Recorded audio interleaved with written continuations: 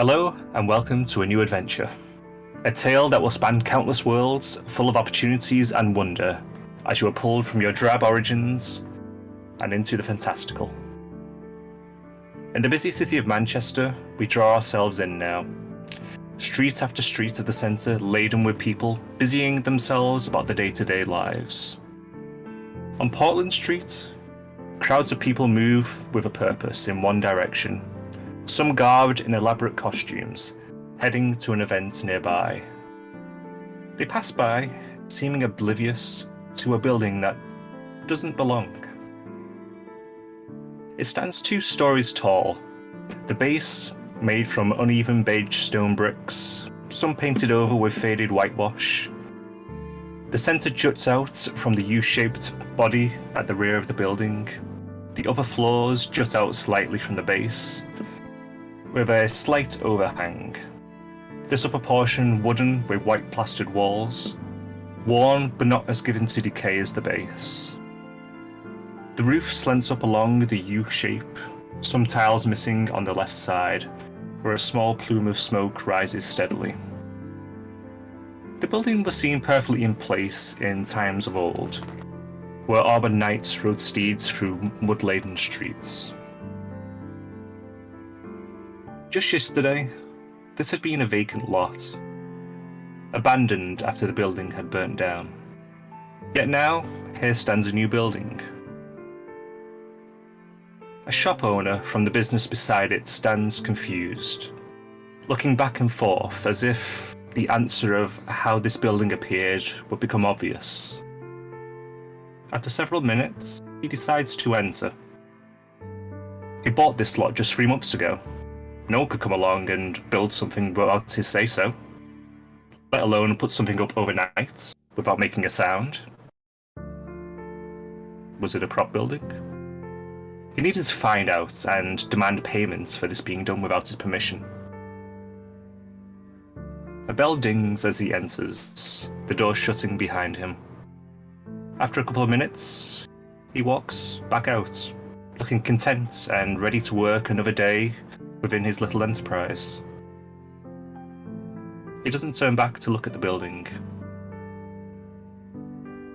As the morning moves on, some others stop to enter the building, some leaving with purchases wrapped in paper and string, others with nothing.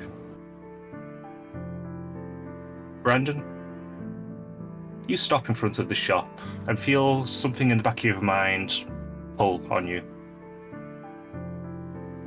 You walk the length of overgrown concrete to the shop's door and see a small sign in the window. Welcome to Far and Away.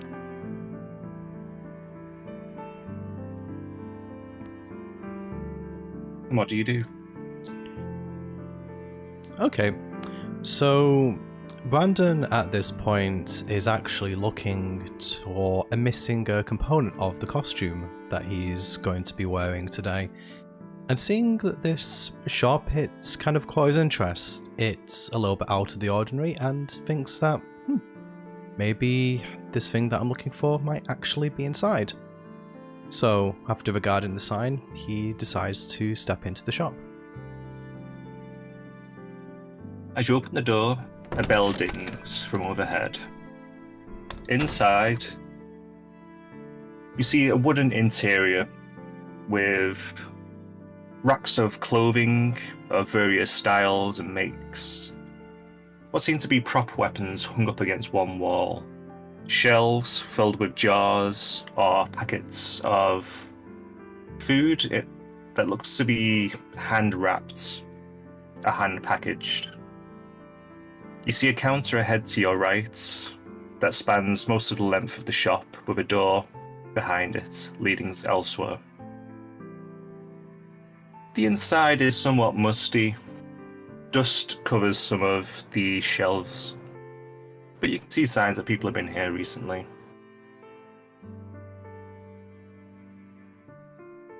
Describe yourself as you take your next action, what you look like. Okay, so upon entering the shop and regarding its surroundings, Brandon pulls out his phone and opens Discord, and as there's getting a little bit of screen go through the window, he lifts his baseball cap a little bit, sort of adjusts his like a beige jacket, just because it's kind of slipping down his shoulders a bit. Although he is at least comfortable in the tracksuit bottoms he decided to wear today. Considering that, well, he's going to be out for most of the day, he might as well be comfortable. Although the walking shoes he's got still needs to be broken a little bit. He'll need to ask his friend about those later. For the time being, he composes a message to his friend Jun and says, "Hey, I think I found somewhere that's quite interesting to go on the way to the event. You might want to come and check this out. It seems like that it's probably more your thing than mine. But I think, this is probably a good spot to have our first meeting." And with that, he sends the message and just starts to peruse the items. Particular items would you look at? He's actually looking for a pair of gloves.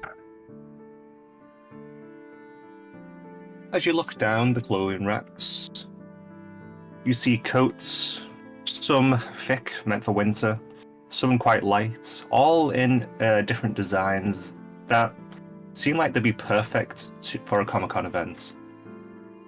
They all seem fantastical or rustic. You see shirts folded up neatly, some on hangers, pants the same, made out of, well, what seems to be very, very good imitation leather, possibly. There are shoes, boots, and you come across a range of gloves, all hanging up in pairs. So there are leather, mittens, fingerless for 4 fingers as well. He's looking for like really fine white gloves.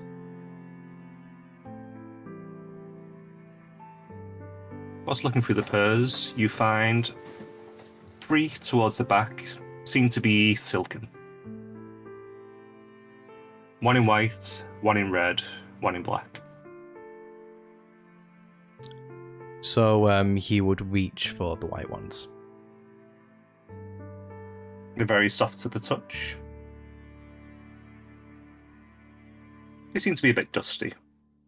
No one's clearly touched these for quite some time, but they're pleasant. Okay, Brandon shakes the dust off the gloves. He looks around to see if there's actually anyone serving in the shop, because obviously he saw the surroundings when he went in, but I would imagine he's the sort of person that would easily overlook if a person was there or not. The shop is currently silent, empty.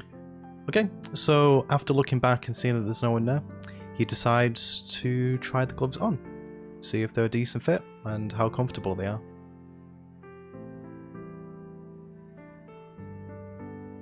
Roll me a d4, see if they fit. 4's good, 1's bad. Okay.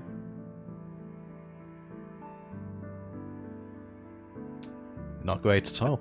So 1 for that.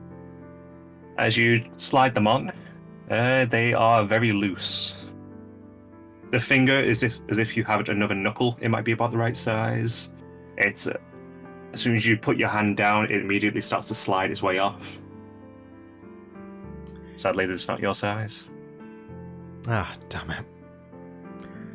Oh, that was, I guess it's a little bit too good to be true. God, everything in here is so fancy. Why couldn't they just have the specific thing that I needed? I just need this one thing and my cosplay will be perfect. As you say that, the bell dings. And Jun, you enter.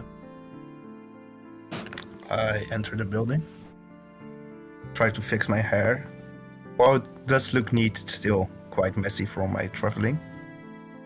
And I look around.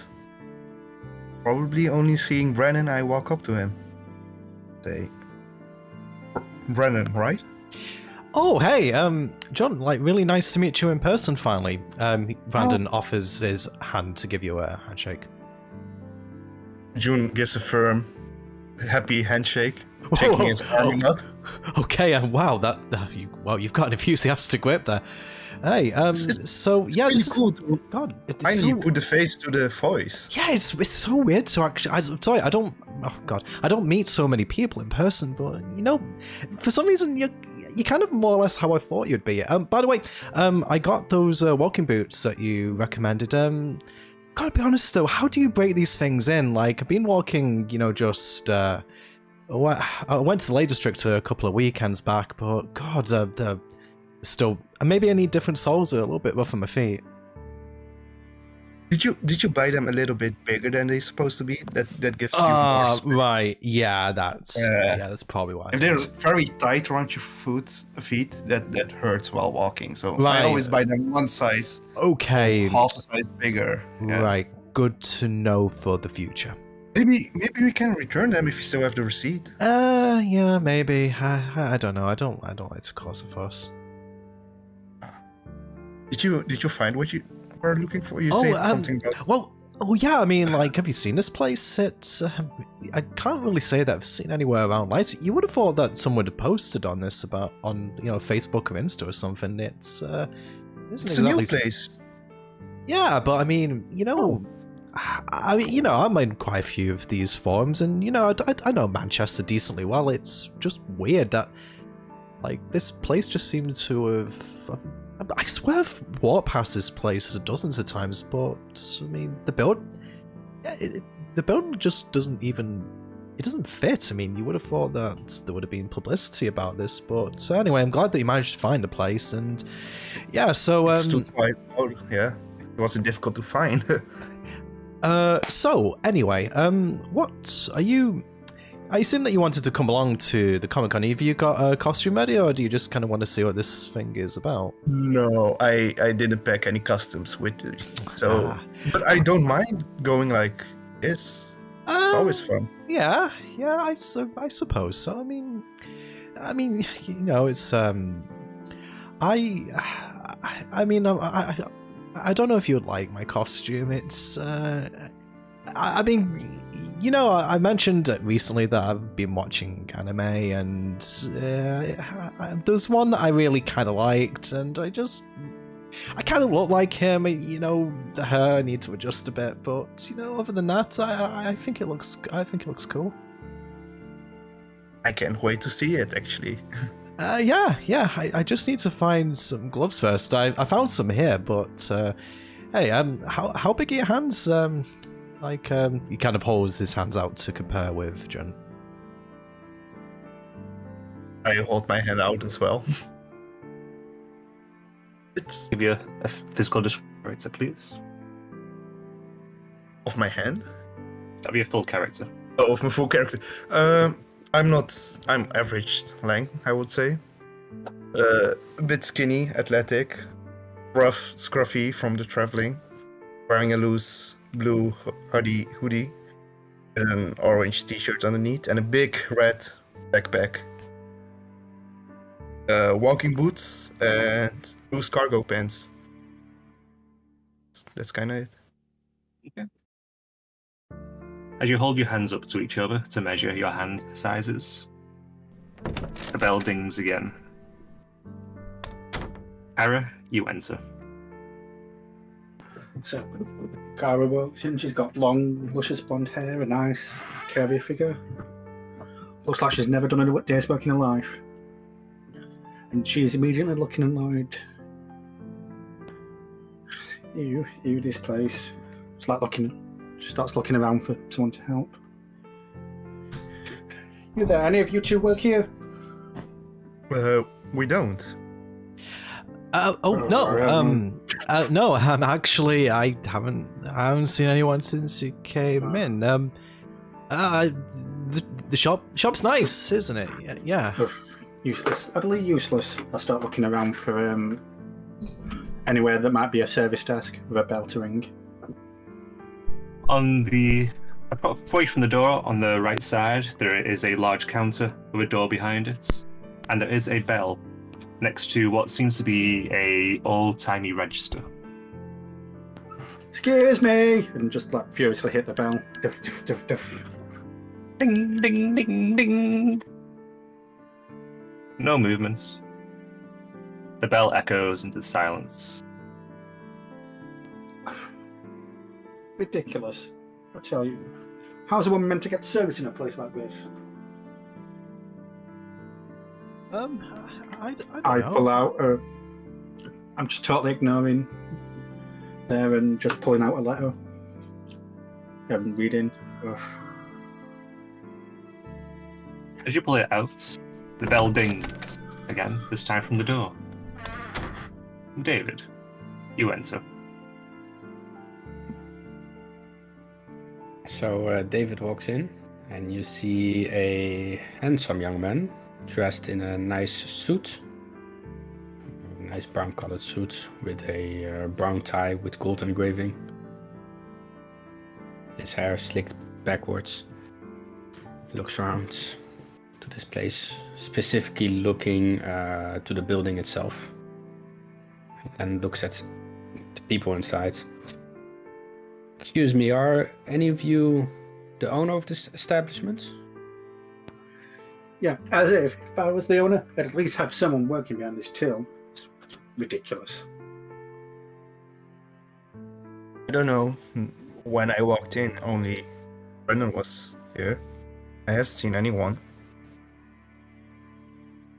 Alright, and then I will walk towards the counter. You said there was a bell on the desk? Yes. I ring it a couple of times. Oh, Excuse Bell me. dings each time and slowly fades into the silence. Is everybody here in Manchester impatient, Brendan? oh, yeah. Actually, I just got a question. Hey, you over there? Are you David Martinez by any chance? Indeed I am. Yeah, it's. Didn't know it's- that was this famous. No. It's Brandon from work. I mean, I suppose Brandon. we've never met face to face. I suppose. I mean, you know. Oh, from customer service? Yeah, customer service. Yeah, Yeah, I heard that name we, before. we talk a little bit, but yeah. So. Oh, you great. doing? Oh, great. Customer service. Can you help me? Oh. I'm just like holding up my paper. But sorry. What's this? Daddy sent me down for supplies for our business. Uh, Says I need to stop pulling my own weight. okay. Totally well, stupid. We have servants for this sort of thing. Right. Okay. Well, I'm not actually. I don't work for this business. I work for the same company as David over here does. But David, so you're. Were you called here today as well? Well, just like to the others, like I don't actually recognize this place. Oh no, I wasn't called here. I'm just here for myself.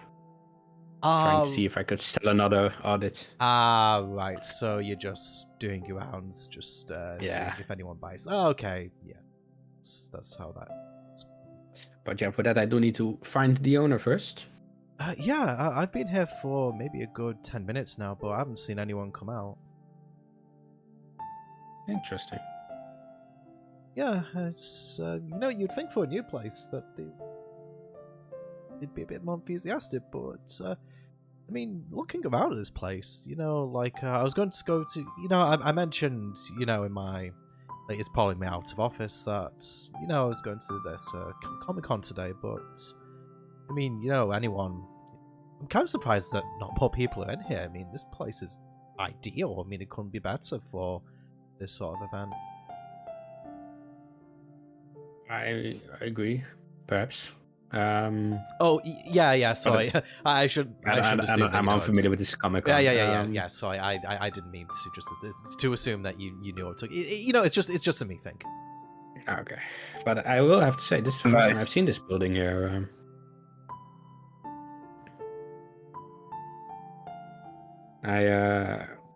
I'm still at the desk counter. So then I will ring the bell again and this time shout, "Excuse me, is anybody in the back there?" As you shout, you hear a ding behind you. and then a sudden thump, and the door shuts.